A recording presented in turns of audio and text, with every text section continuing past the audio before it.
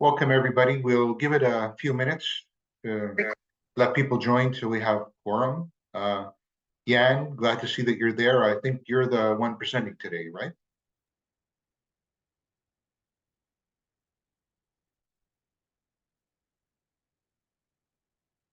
Yan, oh, did we lose you? Oh, there you are.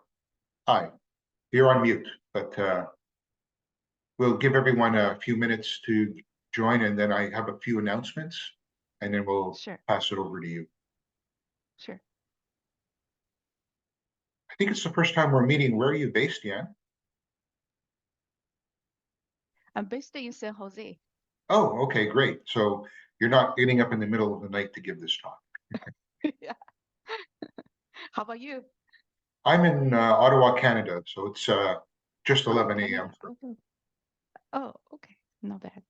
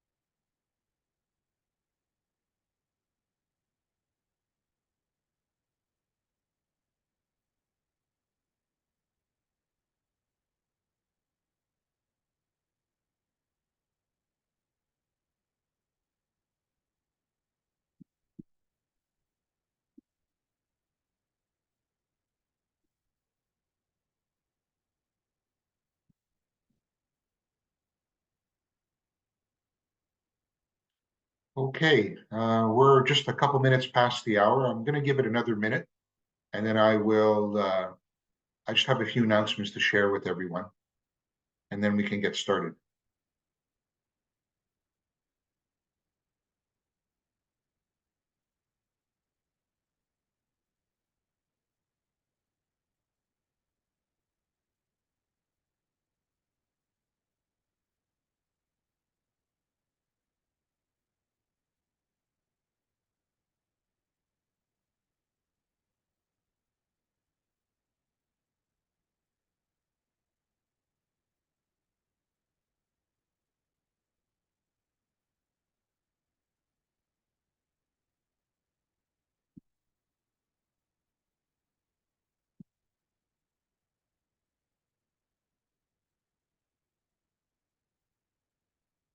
Okay, well, why don't I get started with a couple of announcements since this is being recorded. First, I wanted to let everyone know that OCP Regional Summit will be in April in Lisbon, 24th and 25th, if I got that right. And the call for papers is open. I believe it will close early February, so please think about putting in a proposal for a talk. You're going to be able to make your way to Lisbon, or someone from your company will make their way to Lisbon in April. We are hoping to have enough content to justify a separate afternoon workshop on chiplets. And so we very much encourage that.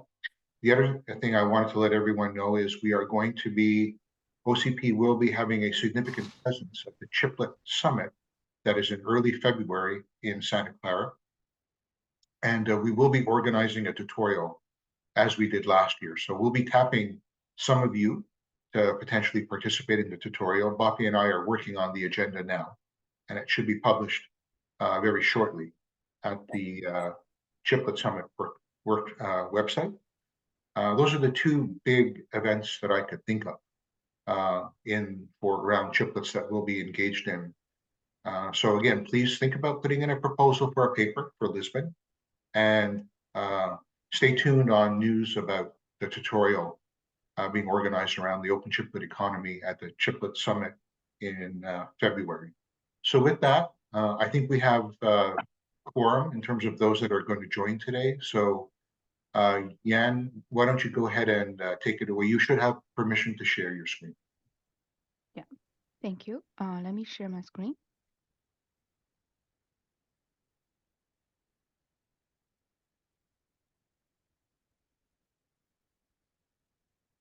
Can you guys see my screen?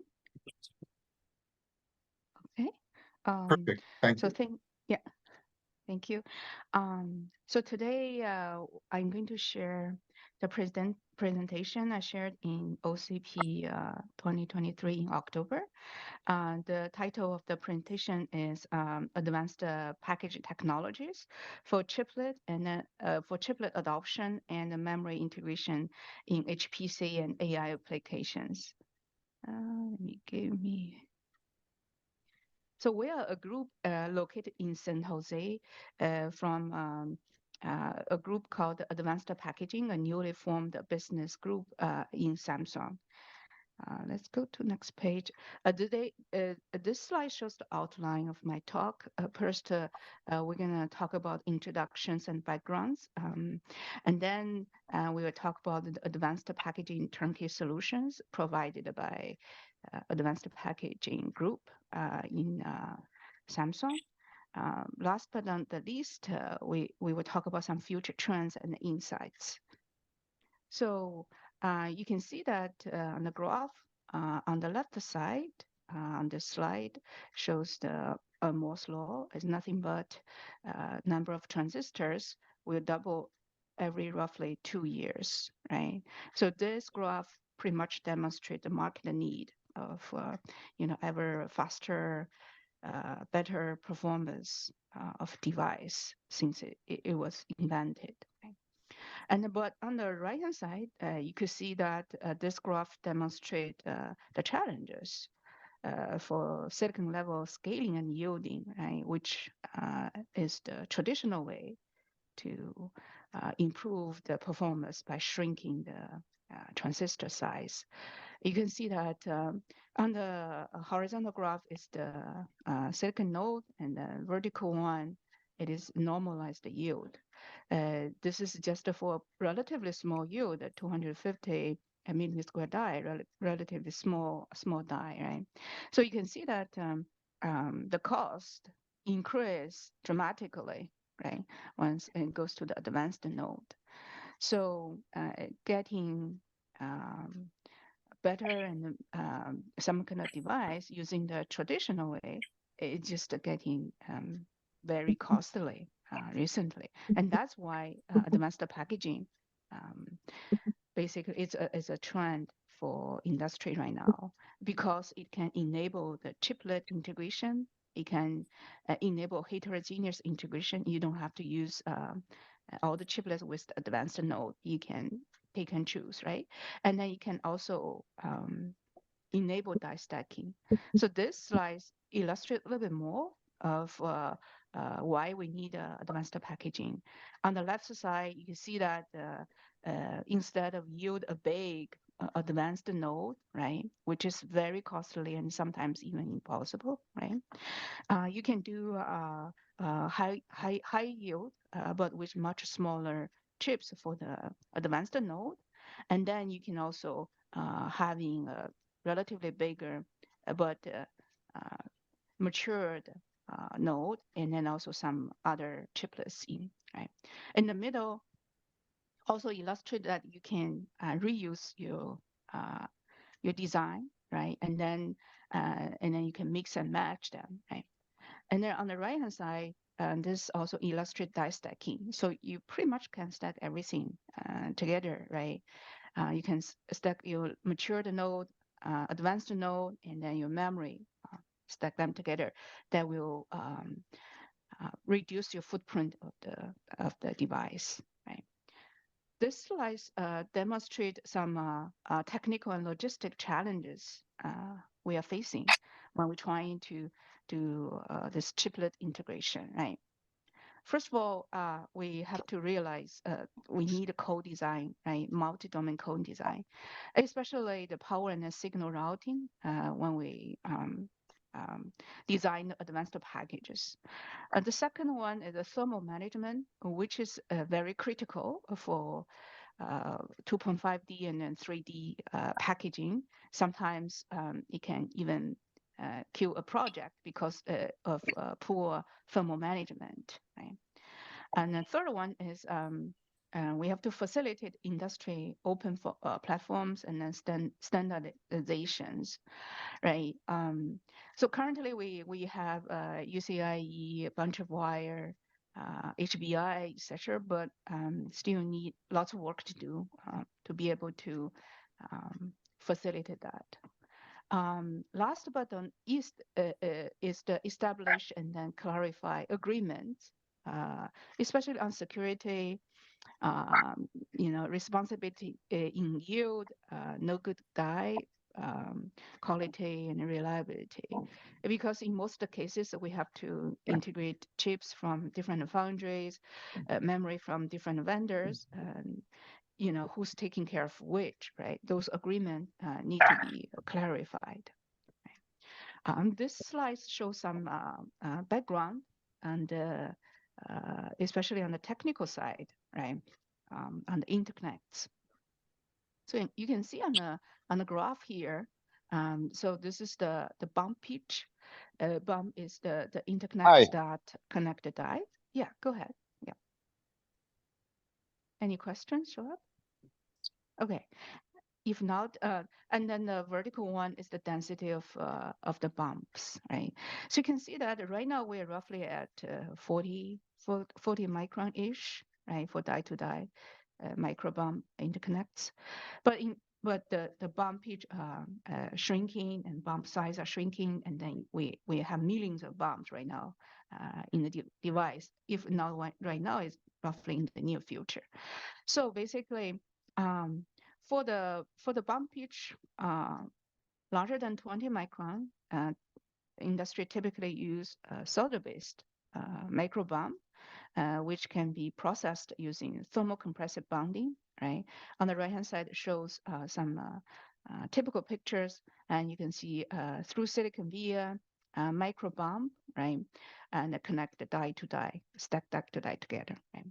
But once it go to the less than 20 micron, in terms of bump pitch, we may have to use hybrid copper bonding because solder-based will facing yield loss and also lots of defect may appear if we driving the technology to less than 20 micron bump pitch, right?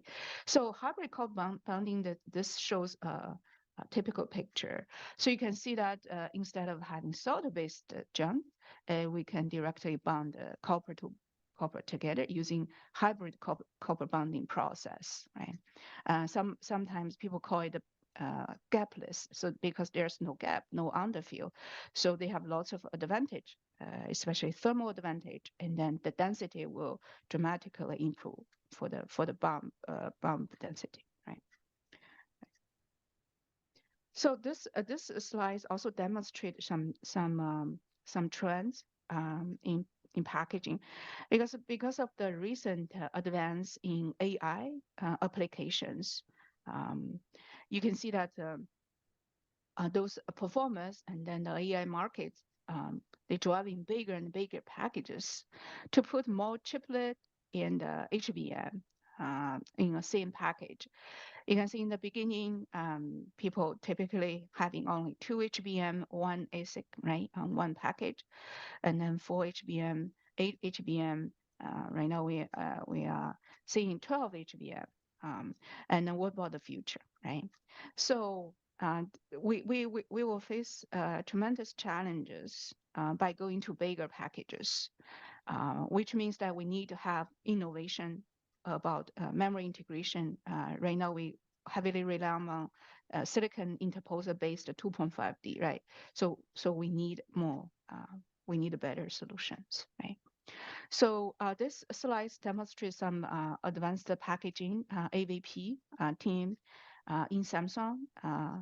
some solutions we already developed or in the or are developing, right? So we provide end to end from product design to all the way to manufacture high volume manufacturing and certification. We provide end to end support. We are flexible. Customer can freely choose different silicon foundries, different memory vendor, and also PCB board.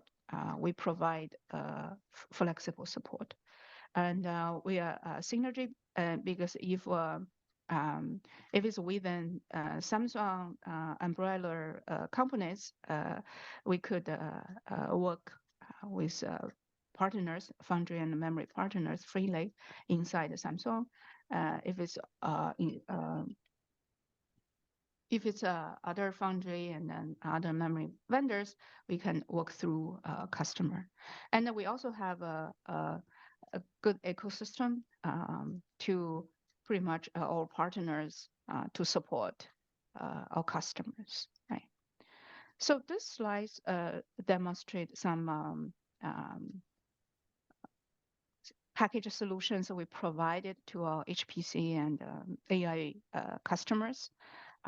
We have more than that for other market shares, but this is more highlighted to the HPC market. So you can see that on the left side is the type of package. For 2.5D, which we call iCube, I means interposer. So interposer-based package solution. We will highlight iCube S, which S means silicon, and so basically it's a silicon interposer, and iCube E means embedded. So this is embedded die in RDL interposer, right? They both are 2.5D packages. So iCube S is similar with TSMC's CoWoS, the chip on wafer substrate. So you can see that we have a relatively big silicon interposer that can provide dense interconnects between ASIC die and HBM or other chiplet. And right now we could do 3x reticles. If customer need a bigger reticle size of a silicon interposer, we could still talk about that. But if it's more than 4, we really would like to recommend iCube S, which is interposer based, but we have embedded silicon bridges to help provide dense interconnects between logic chips or logic to memory chips.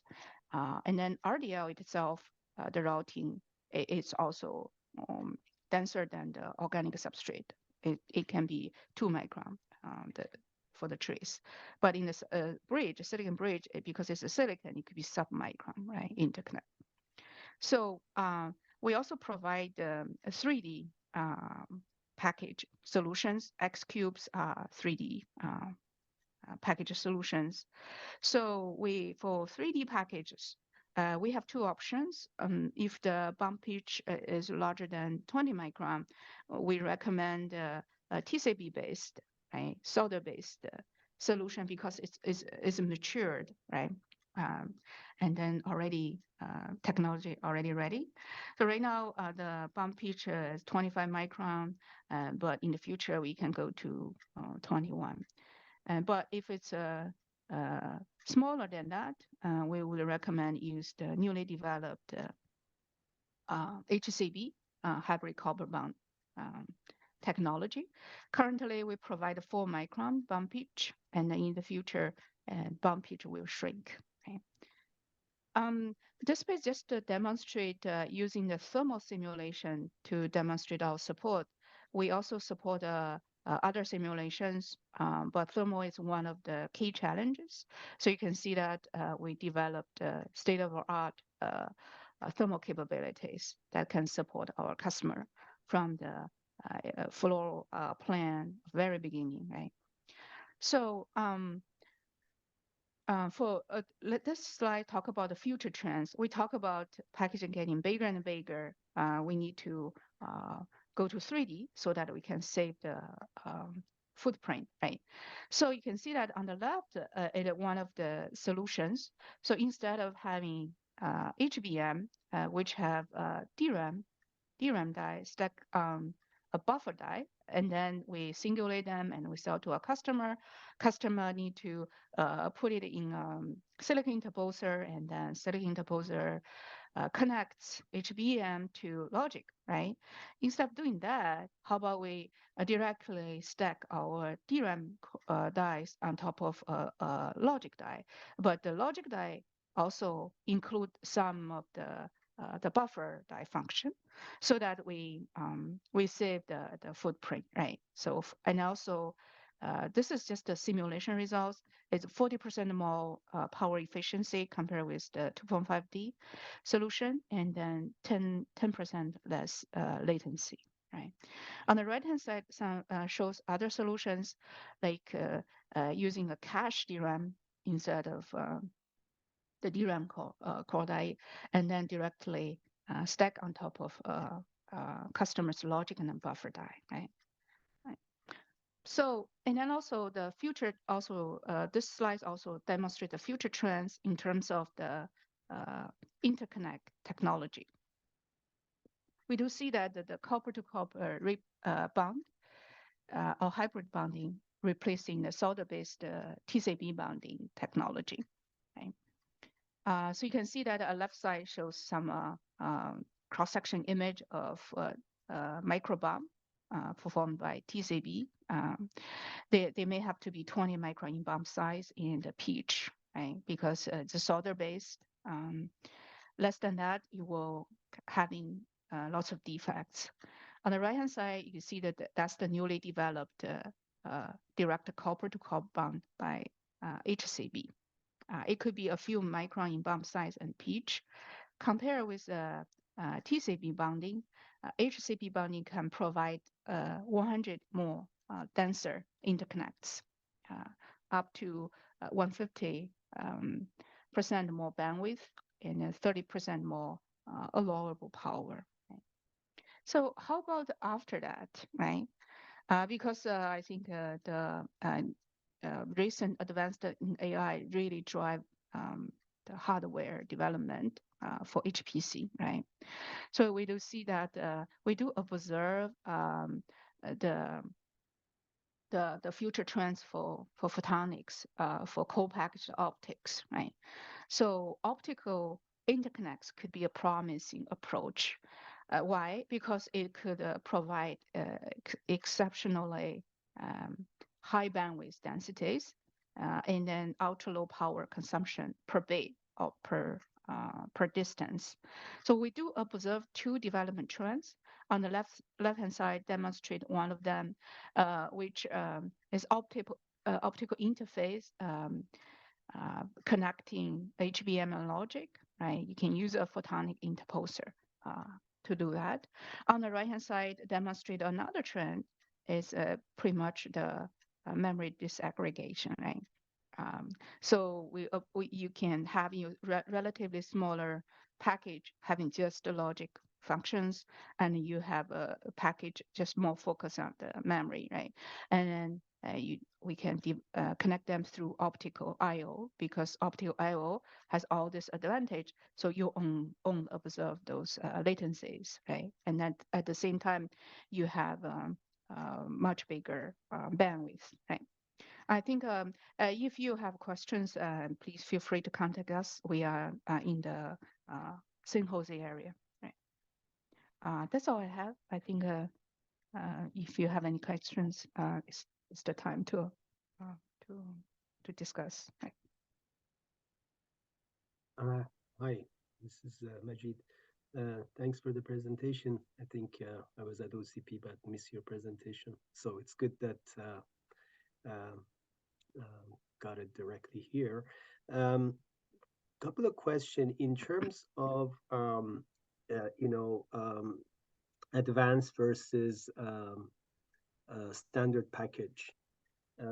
Where do you think the crossover is, or is there anything you see also development on the standard size? Because maybe some of these packages are only for really high-end, very few type of customers, or do you see that advanced package costs going down based on the graph that you showed earlier? Yeah, I think this is a good question. It's we actually provide different solutions for different market. Yeah, this one is just a more kind of focus on HPC and AI, but we do have other package solutions for mobile, our smartwatch, although those are low cost. Um, yeah, and then we also provide traditional flip chip, right? You're right.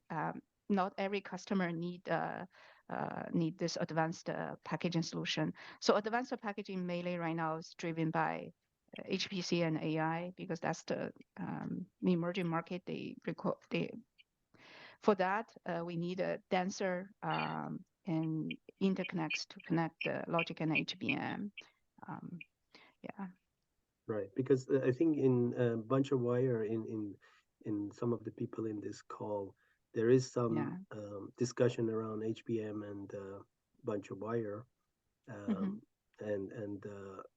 and really not just advanced package. So I was wondering Yeah, yeah. if you see the trends in future Hmm. allow similar applications. I mean, even AI applications, but more on Hmm. inference and edge, be able to intercept the right package to be able to have denser memory. Yes, yes, we do observe that. For that, you can see that the reason why the CoWoS or IQS is expensive is because the silicon interposer, right, is just getting bigger and bigger. So instead of doing that, we can have a RDL-based interposer, and if customer need a denser interconnect, we can provide the silicon bridge embedded. If not, in RDL itself, it can also connect logic and HBM. It just performance-wise, because it's less denser, so performance-wise might not be as good as embedded silicon.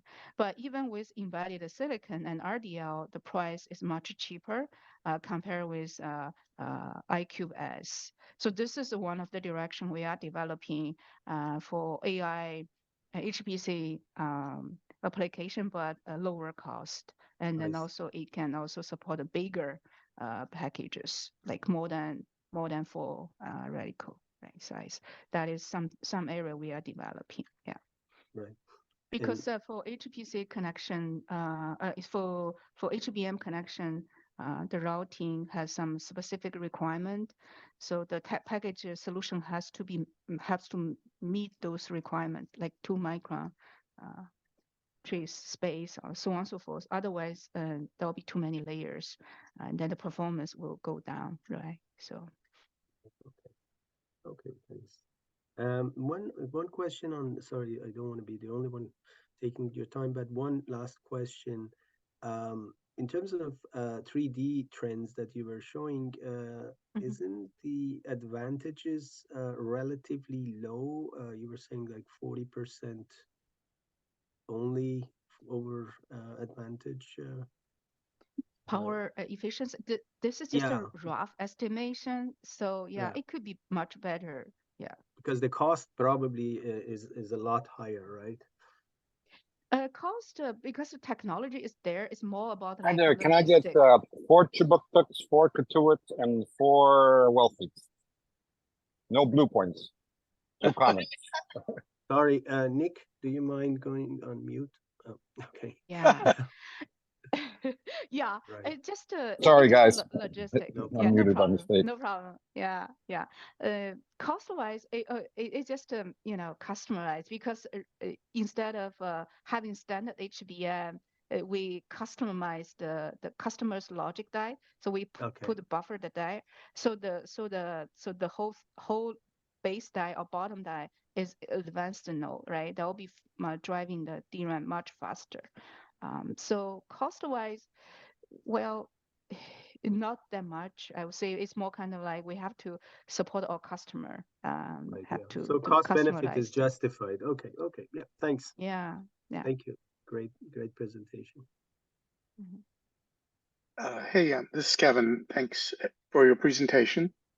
I have a question on the thermal of this kind of a configuration that you're showing. It seems like putting DRAM on top of logic. Yeah, so you talk about how you have the ability to simulate that. It Right. seems like that Yes. would be a real difficult combination. Yeah, that is also one of the trends because yeah, we have to have support the 3D HBM integration.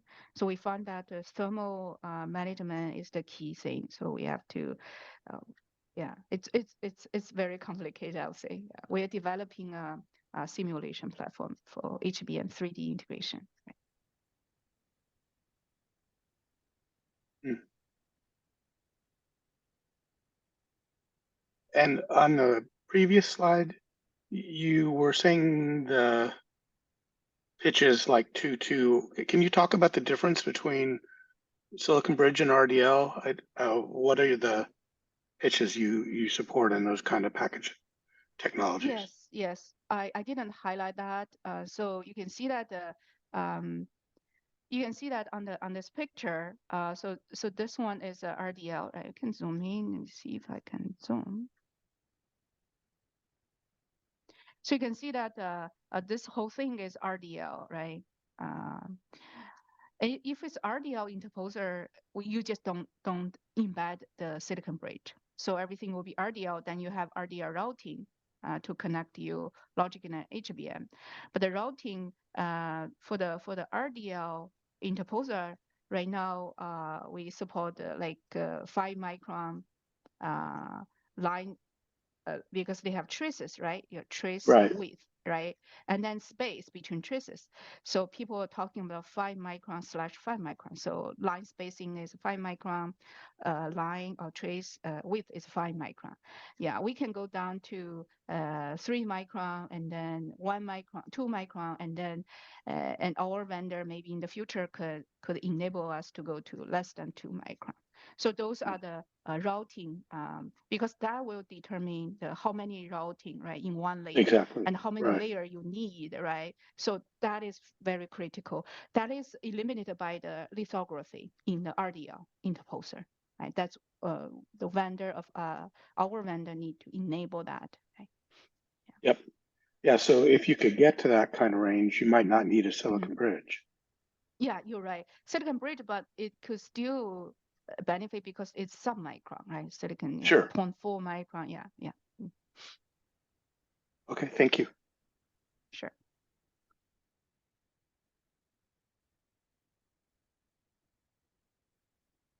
Hi, this is Trent Ewing from NXP. I have a couple questions.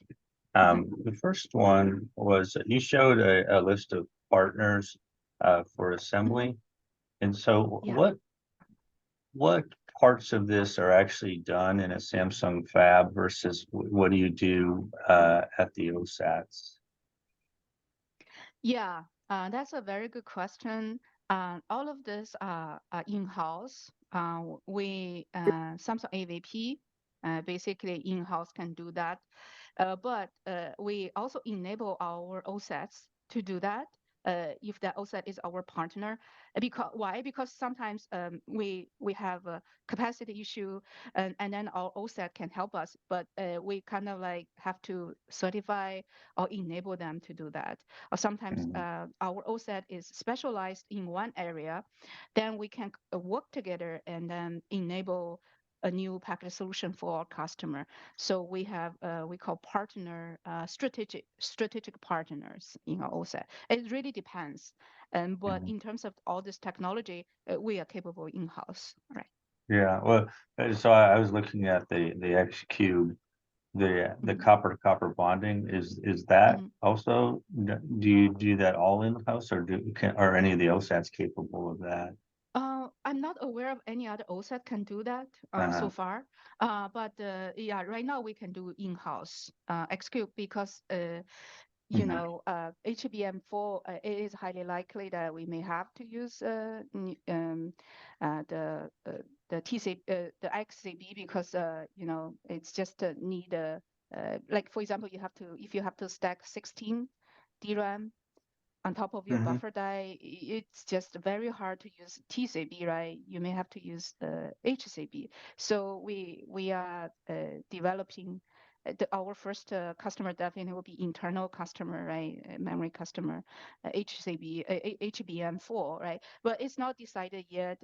So if we're going to use it or not, because that will need a high yield, right? And because you're stacking 16 all of them, right? Each stack you need more than like 99% yield or something like that. So to be able to reach a decent yield at the end, right? So yeah, this is in-house. Other OSATs are not aware of it. Yeah. And so this is in-house at one of your fabs in Korea? Yes. Our advanced packaging in everything is in Korea. Yeah. Okay. Is it all in one location?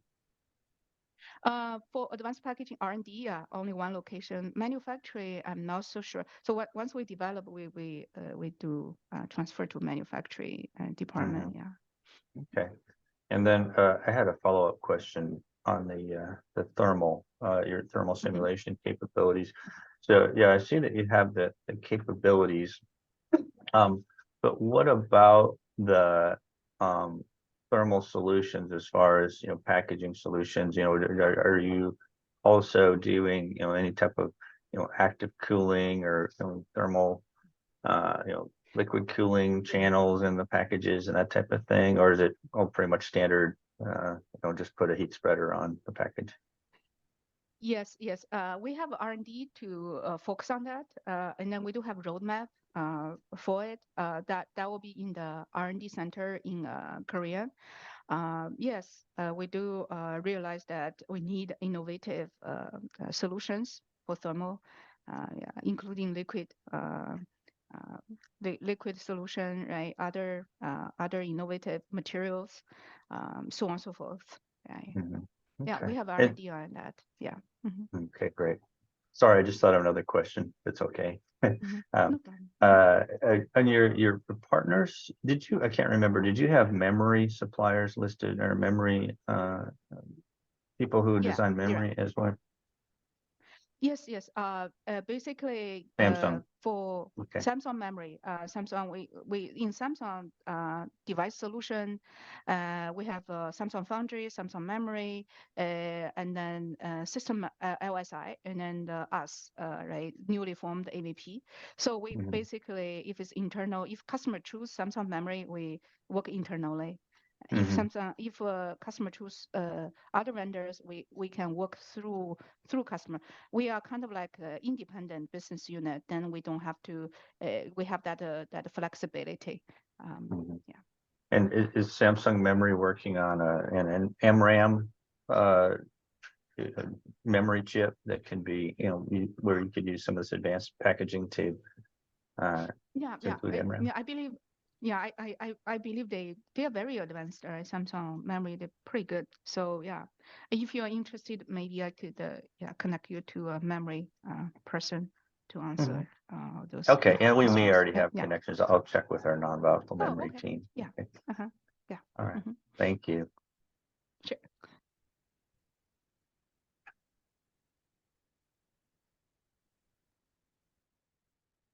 Does anyone else have any questions for Yan? Just checking, giving everyone another few seconds in case you want to ask the last question.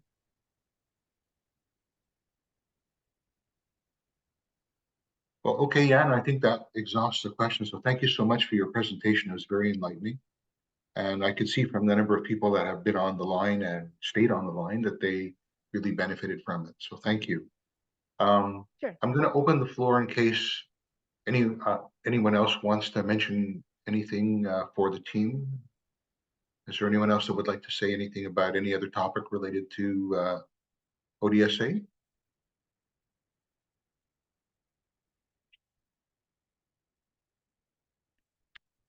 Okay, well then I guess I just have two reminders for everyone. One is that OCP is going to be having a presence at the Chiplet Summit in early February in Santa Clara. and we will be doing a tutorial, afternoon tutorial, as we did last year. Stay tuned. We will be putting together a roster of speakers for that and reaching out to folks in the next week or so. We need to nail that down in the next week or two and be ready for the new year with that set to go. The other thing I wanted to remind everyone is that the call for papers for OCP Regional Summit is now open. The Regional Summit will be in Lisbon in April 24th and 25th. So for those of you that think you can make your way to Lisbon, please put in a proposal for a talk. We want to have enough content so that we can justify having an afternoon session on the open chiplet economy as we did last year at Regional. So hopefully you can do that, or encourage someone from your company if you can make it there to do that. We'd really appreciate the support. Once again, if there's no other comment from anyone else, I'll give it another 30 seconds.